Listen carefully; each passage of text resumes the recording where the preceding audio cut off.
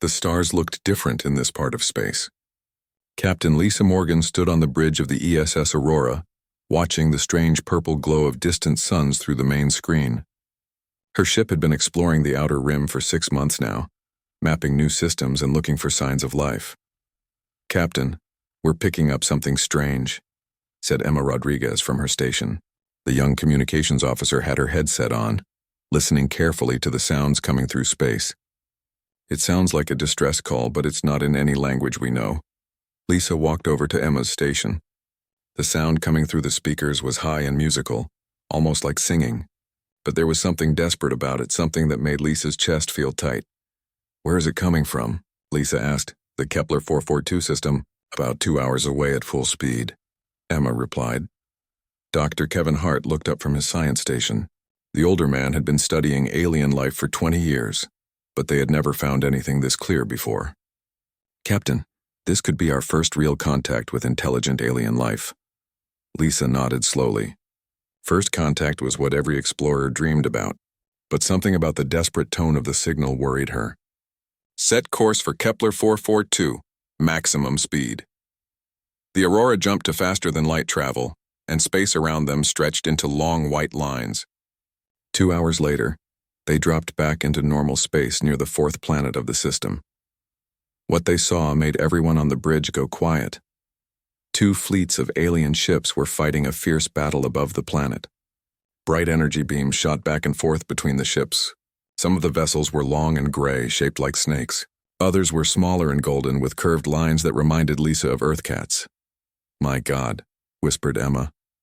"They're destroying each other." Dr. Hart was already scanning both fleets with his instruments. "The gray ships are bigger and more heavily armed. The golden ships are faster, but they're losing badly." As they watched, one of the golden ships broke away from the main battle. It was smaller than the others, more like a transport than a fighter. 3 of the gray ships chased after it, firing their weapons. "That transport is where the distress call is coming from," Emma said. Her voice was tight with worry. The transport tried to dodge the enemy fire, but it was too slow. A bright beam hit its rear section and the ship started to spin out of control. Lisa watched in horror as the small ship's hull began to crack open. But something amazing happened. Just before the transport exploded, a tiny escape pod shot out from its belly. The pod was so small it could only hold a few people.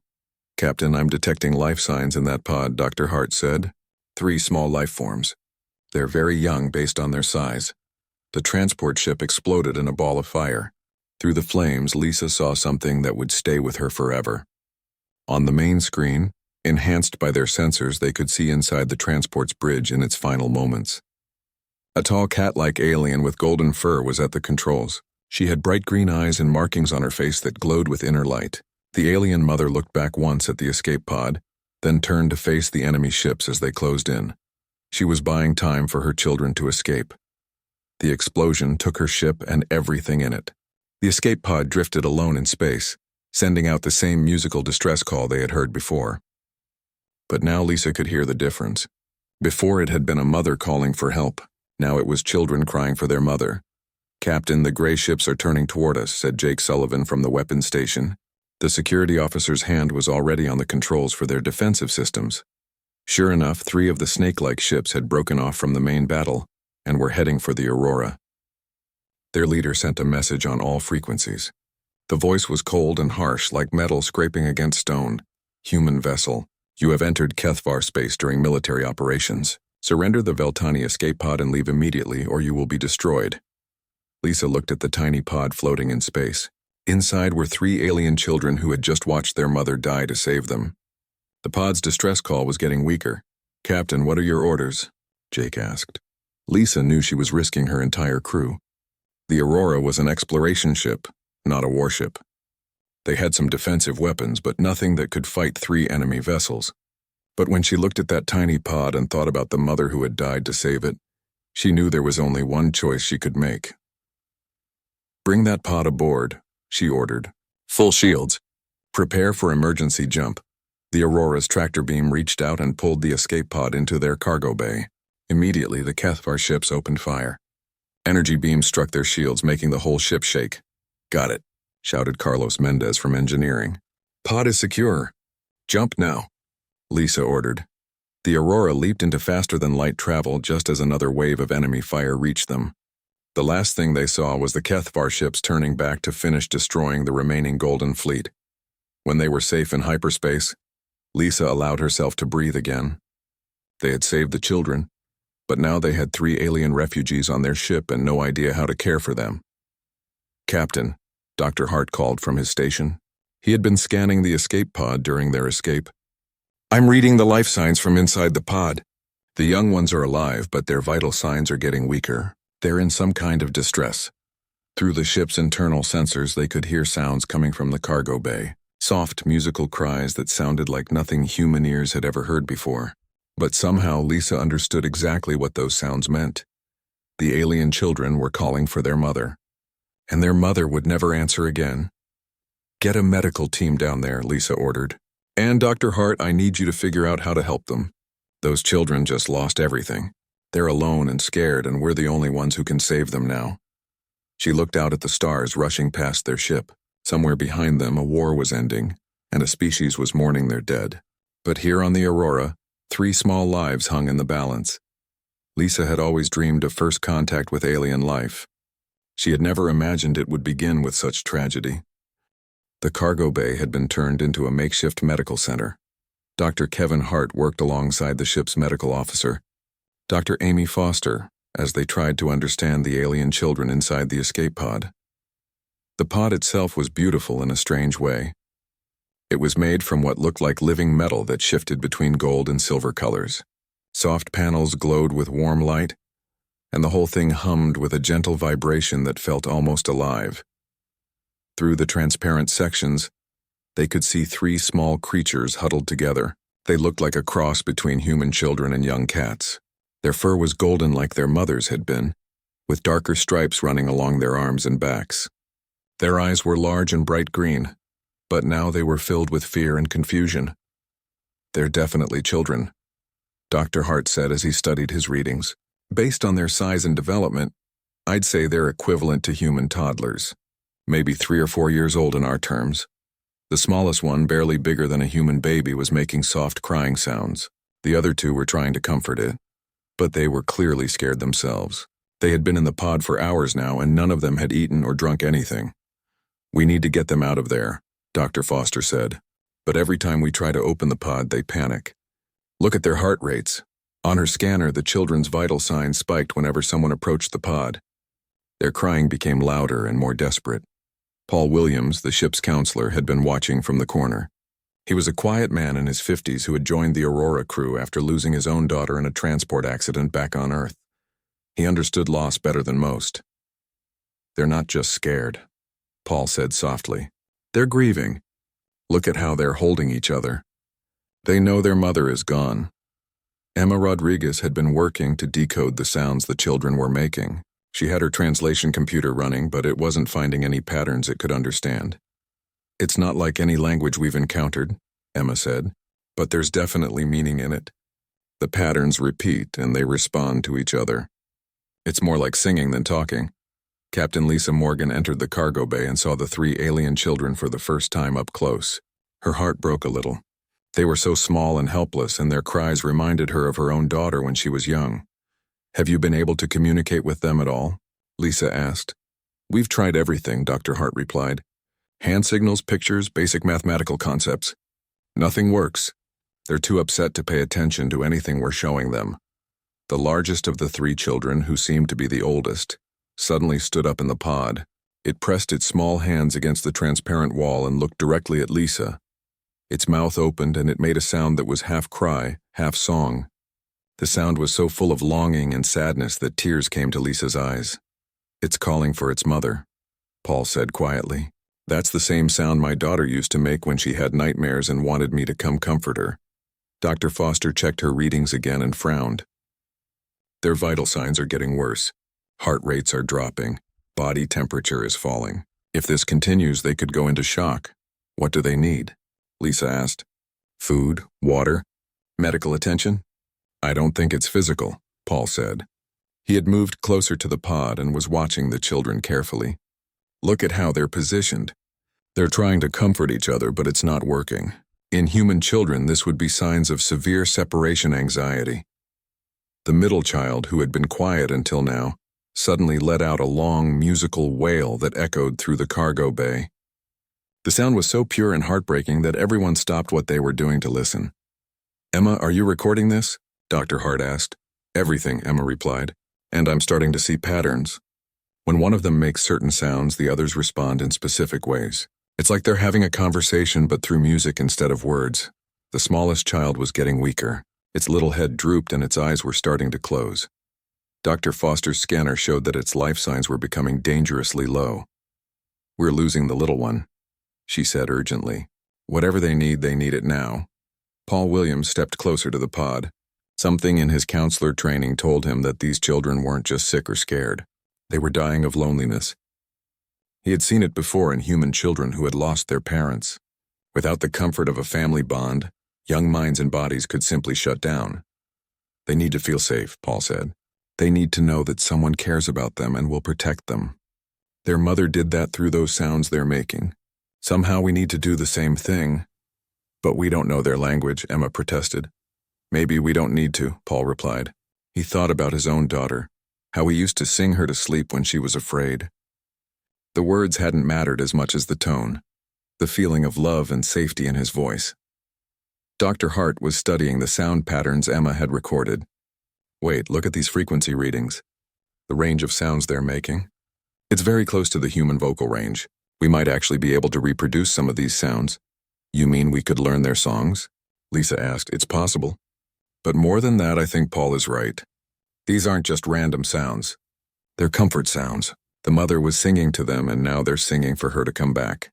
The oldest child was looking at them again. Its green eyes were pleading as if it understood that these strange creatures were trying to help but didn't know how.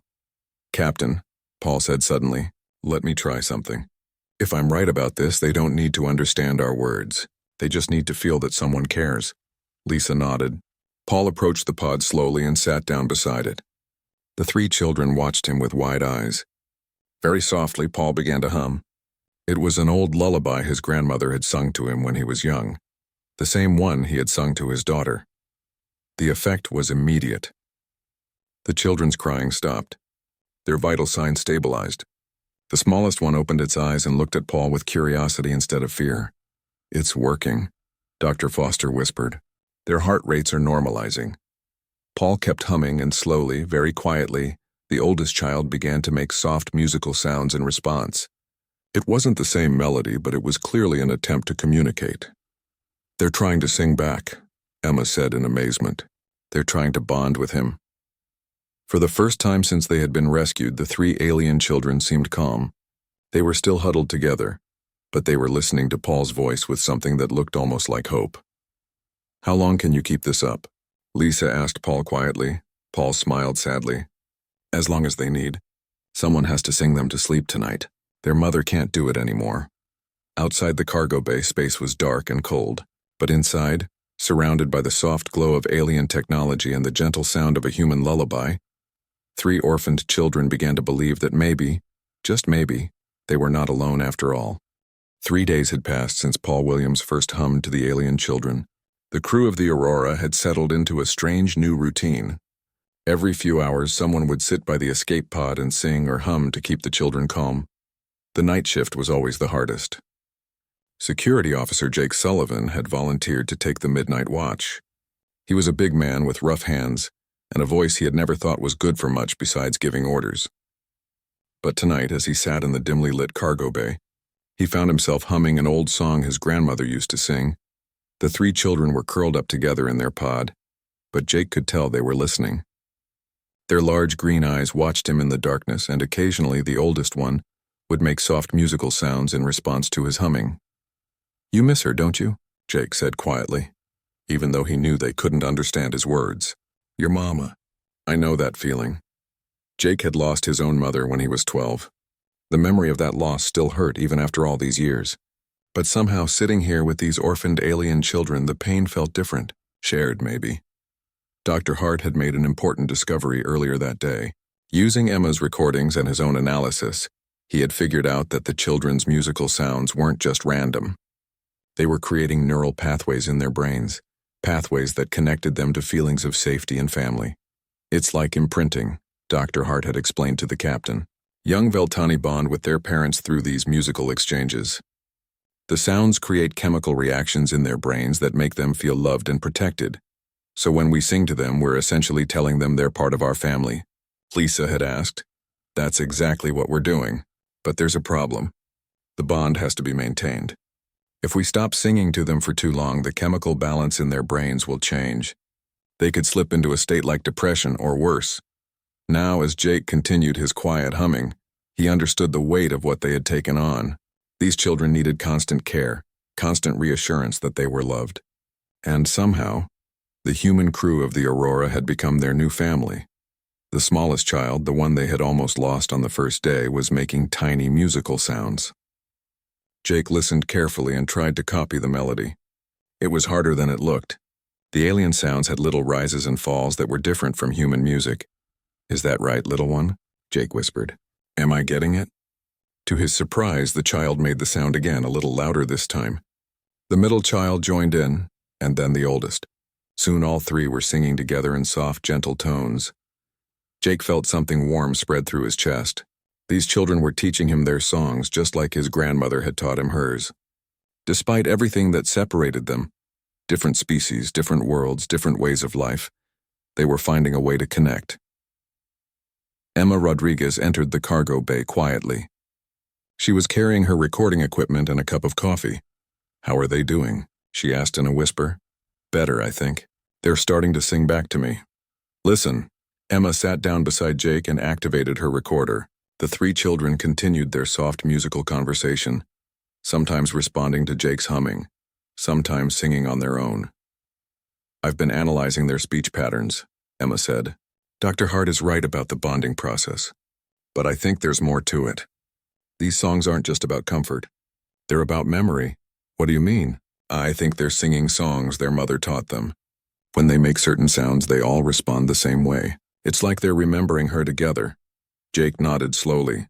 "My grandmother used to say that songs were how families stayed connected across time. Even after people died, their songs lived on in the people who loved them." One of the children, the middle one, had been watching Emma closely. Suddenly, it pressed its small hand against the pod wall and made a new sound. It was different from the others, more complex with multiple tones woven together. "That's new," Emma said, checking her recordings. "I haven't heard that pattern before." The child repeated the sound, looking directly at Emma. Then it pointed at her with one tiny finger. "I think it's trying to name you," Jake said with wonder. "I think it's giving you a song name." Emma felt tears come to her eyes. She had been working so hard to understand these children's language, and now one of them was trying to include her in it. She attempted to copy the sound the child had made. It came out rough and imperfect, but the child seemed pleased. It repeated the sound again, slower this time, as if teaching her. "They're accepting us," Jake said. "Really accepting us. Not just as caretakers, but as family." Dr. Hart entered the cargo bay looking tired but excited. He had been working around the clock to understand Veltani biology and behavior. "How are our patients?" he asked. "See for yourself," Emma replied. The three children had noticed Dr. Hart's arrival. The oldest one made a greeting sound that they had learned meant welcome. Dr. Hart tried to copy it, and all three children made happy, chittering noises. "Remarkable," Dr. Hart said. "They're not just bonding with individual crew members. They're learning to recognize the whole crew as their social group." "Is that good or bad?" Jake asked. "It's unprecedented. In most species, young children can only bond with one or two primary caregivers. But these little ones seem to be creating bonds with everyone who sings to them. They're building a family unit that includes our entire crew." Paul Williams arrived to take the next watch shift. The children immediately recognized him and began making the soft, comforting sounds they associated with him. But they didn't stop acknowledging Jake and Emma. Instead, they seemed to be including everyone in their musical conversation. "They're getting stronger," Paul observed. "Their vital signs are much better than when we first found them." "But what happens when we reach a starbase?" Jake asked. "What happens when we have to hand them over to xenobiologists and social workers? Will they survive being separated from us?" The question hung in the air like a weight. Everyone had been thinking about it, but no one wanted to say it out loud. The children were thriving because they felt loved and safe with the Aurora crew.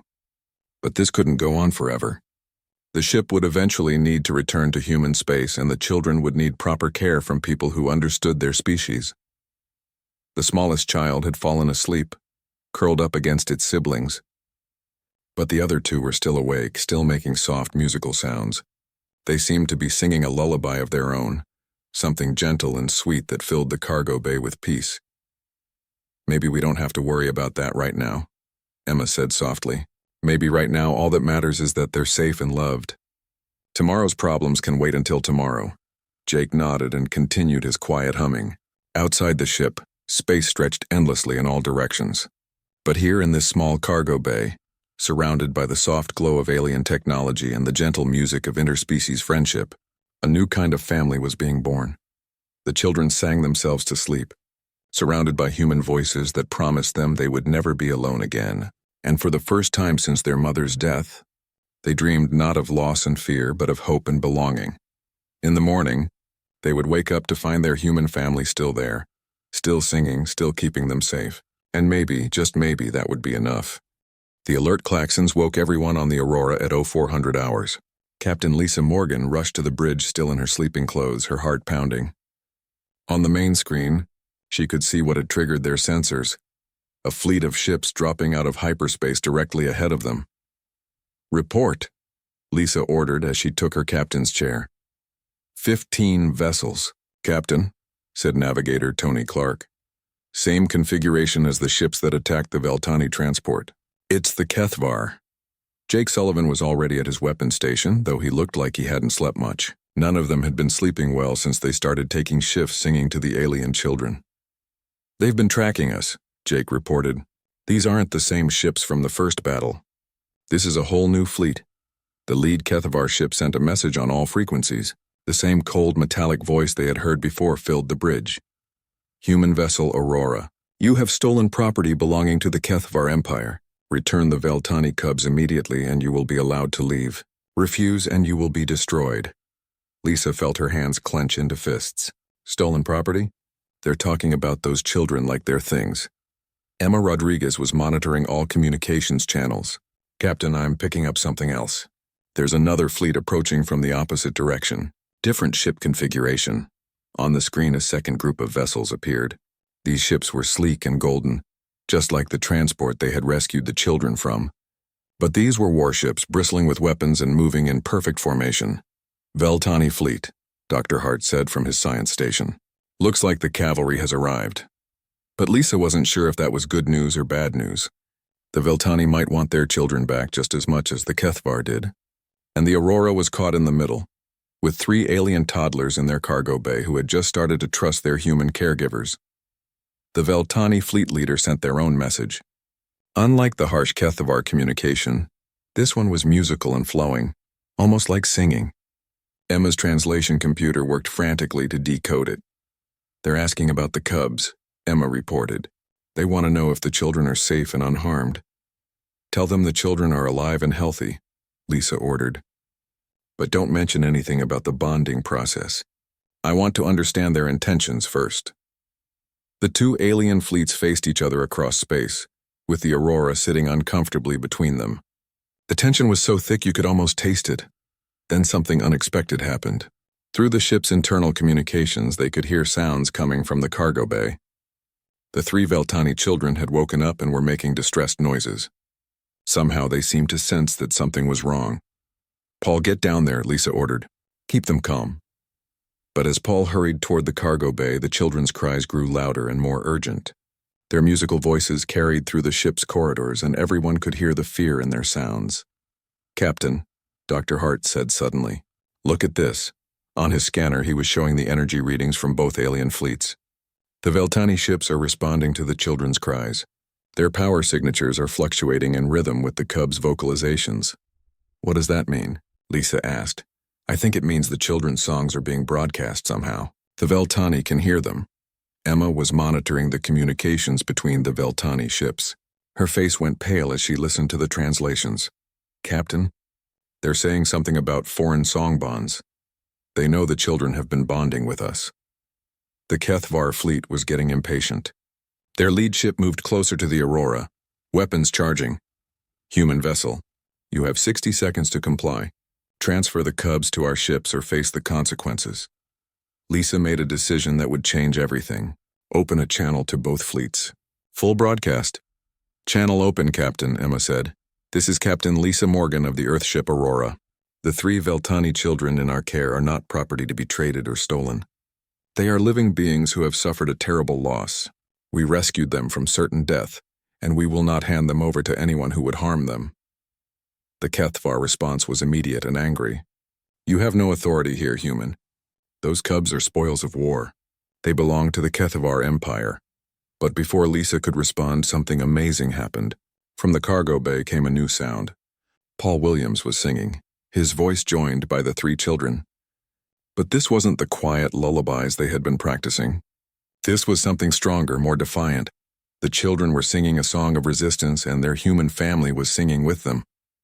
Captain, Dr. Hart said with wonder in his voice, the children's neural patterns are off the charts. They're not just bonding with Paul, they're bonding with the entire ship, with all of us. Through the ship's communications system, other crew members began adding their voices to the song. Carlos Mendez from engineering started humming along. Navigator Tony Clark, who had been skeptical about the whole rescue mission, found himself joining in from the bridge. Soon, the entire crew of the Aurora was singing together, their voices mixing with the musical cries of 3 alien children who had lost everything, but found a new family among the stars. The effect on the Veltani fleet was immediate. Their ships began moving in formation, but not to attack.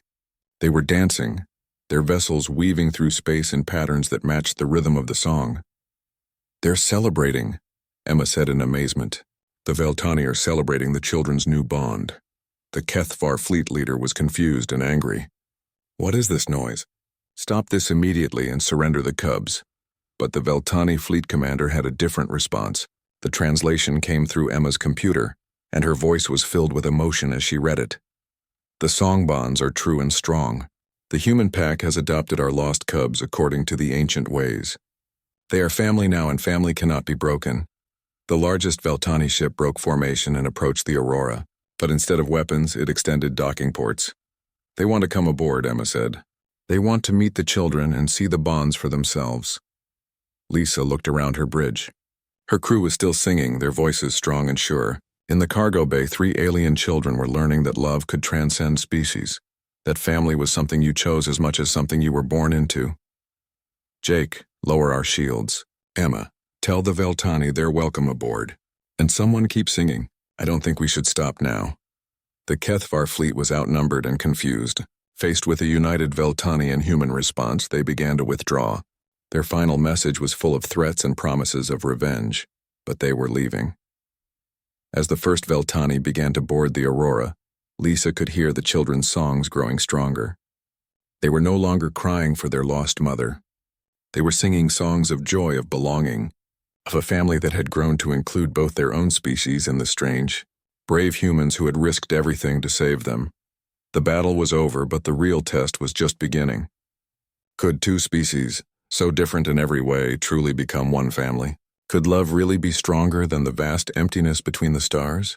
In the cargo bay, as alien and human voices joined together in perfect harmony, the answer seemed to be written in the music itself. They were family now, chosen and true, and nothing in the universe could break the bonds they had forged through song. Commander Corvani of the Veltani fleet was unlike anything the Aurora crew had expected. She was tall and graceful, with silver fur marked by intricate blue patterns that seemed to shift and glow with her emotions. Her green eyes held ancient wisdom, but also deep sadness. She stood in the cargo bay of the Aurora, watching the 3 children who were still in their escape pod. The little ones had grown quiet when she entered, sensing that this newcomer was different from their human family. These are the cubs of Jara the Brave, Corvani said, her voice carrying the musical quality that all Veltani speech possessed. I knew their mother well. She was my sister's daughter. Captain Lisa Morgan felt her heart skip a beat. You're their family. I'm their blood aunt, yes. But that is not what matters now. Corvani approached the pod slowly, and the children watched her with wide, uncertain eyes.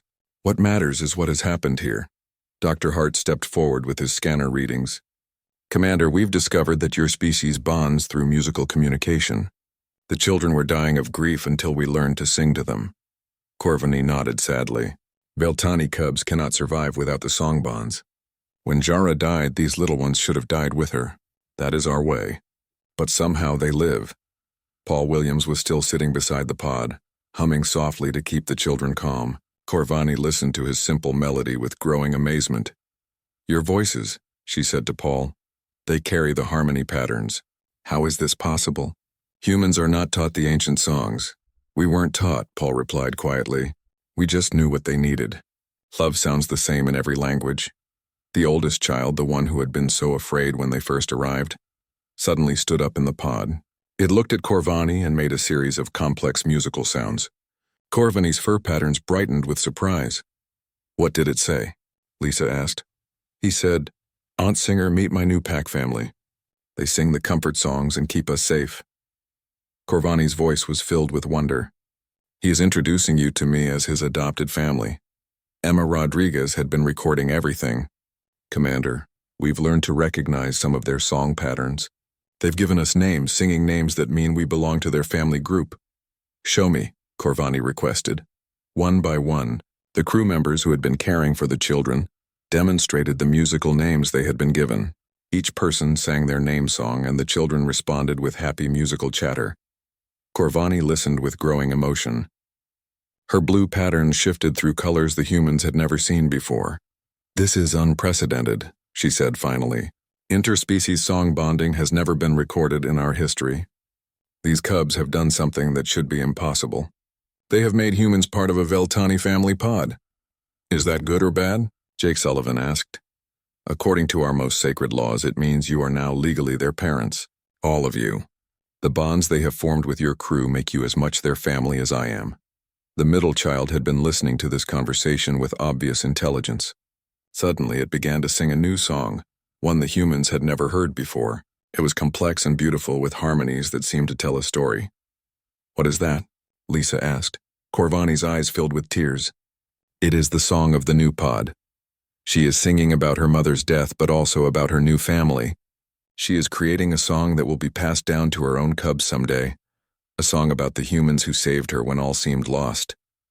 The other two children joined in, their young voices adding layers to the melody. Soon all three were singing together, creating something that was part memorial for their lost mother and part celebration of their new life. Paul began to hum along, finding harmonies that supported their alien melody. One by one, the other humans joined in, creating a musical bridge between two species that had never existed before. "This is remarkable," Dr. Hart said, watching his instruments. "The neural bonding patterns are stabilizing at levels I've never seen. This isn't just emotional bonding anymore. This is genuine family formation." Corvany wiped tears from her eyes. "I came here to take the cubs home to our world. But I see now that would be wrong. They have found their true pack. Their place is with you." "But they need to know their own culture," Lisa protested. "They need to understand where they came from." "They will. Our species has protocols for this situation, rare as it is." Corvany smiled, a very human-like expression that translated perfectly. "You will be offered the chance to become honorary Veltani. You can settle on one of our worlds and raise the cubs in both cultures." The idea was overwhelming. The crew of the Aurora had signed up for a simple exploration mission. Now they were being offered the chance to become part of an alien civilization. "What about our own lives?" Tony Clark asked. "Our families back on Earth?" "That choice is yours to make," Corvany replied. "But know this, Veltani family bonds are for life. These cubs will never stop needing you. If you leave them now, they will spend the rest of their lives singing songs of loss." The smallest child, who had almost died in those first terrible hours after the rescue, crawled to the edge of the pod. It pressed its tiny hand against the transparent wall and looked directly at Lisa. Then it began to sing. Very softly, the first song Paul had ever hummed to them, but it was singing it back to Lisa, offering comfort to the human who had made the decision to save them in the first place. "They're not just our responsibility anymore," Lisa realized. "They're our children." She looked around at her crew. Emma, who had worked tirelessly to understand their language. Paul, who had given them the gift of music and comfort. Jake, who had overcome his doubts to become one of their most devoted caregivers. Dr. Hart, who had unlocked the secrets of their biology. Carlos, who had kept the ship running while they learned to become parents. "We can't break up the family," Lisa said finally. "If they need us, then we stay together." The decision was unanimous. The crew of the Aurora would accept Corvani's offer. They would become the first human Veltani family pod, raising 3 orphaned cubs in a new world while building bridges between their species. The children seemed to understand what was happening. Their songs became celebrations, joyful melodies that spoke of hope and new beginnings. They sang about their mother who had died to give them life. They sang about their human family, who had learned to love them across the vast differences between species. And they sang about the future, about the cubs they would have someday and the songs they would teach them. As the Aurora set course for the Veltani homeworld, the cargo bay was filled with music. 3 small aliens and their human family sang together, creating harmonies that had never existed before in the universe. In the depths of space, where silence usually reigned supreme, a new kind of family had been born. They were proof that love could cross any distance, survive any tragedy, and build bridges between the most unlikely souls. The mother had fallen in battle, defending her cubs with her life. But her sacrifice had not been in vain. Her children lived, loved, and sang, surrounded by a family that had chosen them not because they had to, but because their hearts had left them no other choice. And in the end, that was what made them human. Years later, when the 3 cubs had grown into adults and had families of their own, they would still sing the songs their human parents had taught them. They would teach those same melodies to their own children, passing down the story of the brave humans who had risked everything to save 3 lost souls. The song of the new pod would become legend among the Veltani, a reminder that family was not about blood or species or planets of origin. Family was about the bonds you chose to make, the love you chose to give, and the songs you chose to sing together in the darkness between the stars. And somewhere in that endless darkness, the spirit of Jara the Brave sang along, proud of the family her cubs had found and the bridges they had built between worlds.